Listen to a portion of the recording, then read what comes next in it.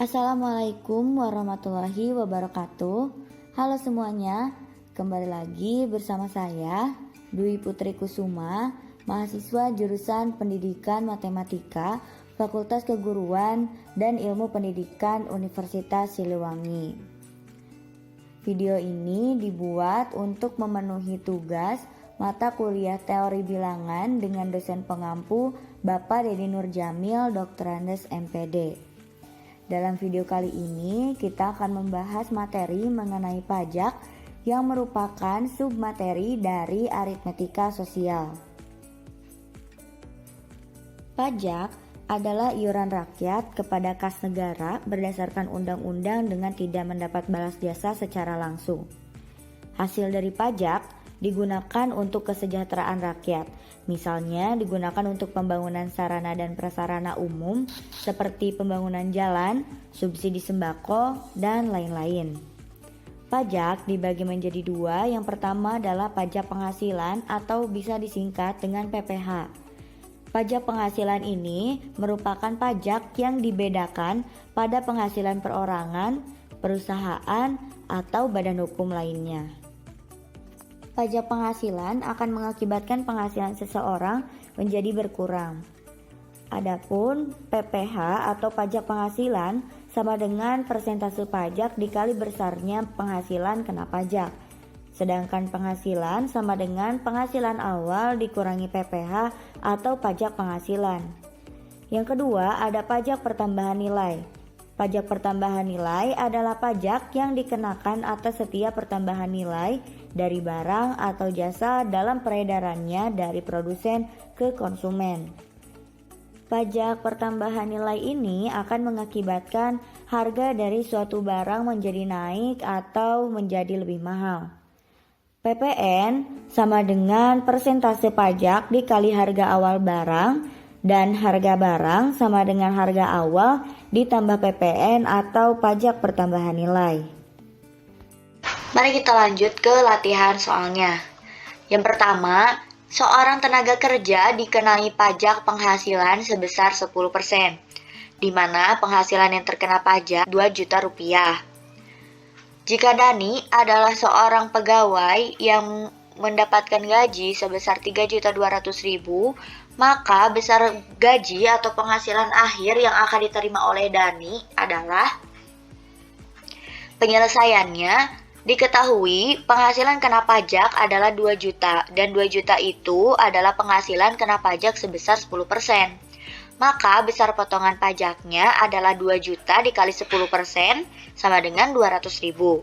Lalu sekarang Dani memiliki penghasilan sebesar 3.200.000.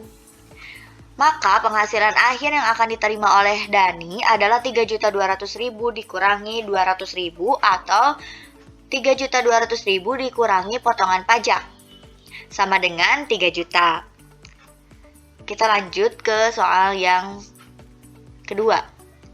Setiap makanan yang dijual di sebuah restoran dikenakan pajak pertambahan nilai atau pajak PPN sebesar 10%. Jika Anda dan keluarga telah makan di sebuah restoran dan harus membayar 258.500, itu artinya harga makanan sebelum kena pajak adalah penyelesaiannya. Pajak pertambahan nilai untuk makanan yang dijual sudah diketahui, yaitu sebesar 10%. Artinya besarnya persentase harga yang harus dibayar adalah 100% ditambah 10% sama dengan 110%.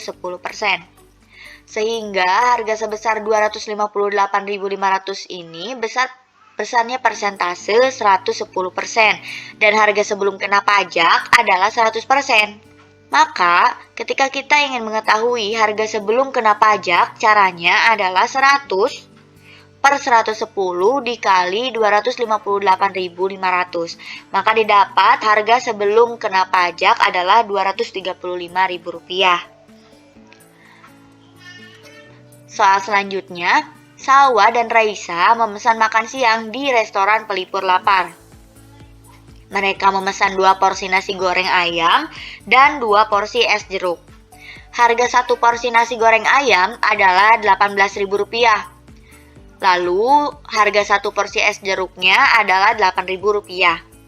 Jika makanan tersebut dikenakan pajak dan dibebankan kepada pembeli sebesar 5%, berapa total pembayaran makanan mereka?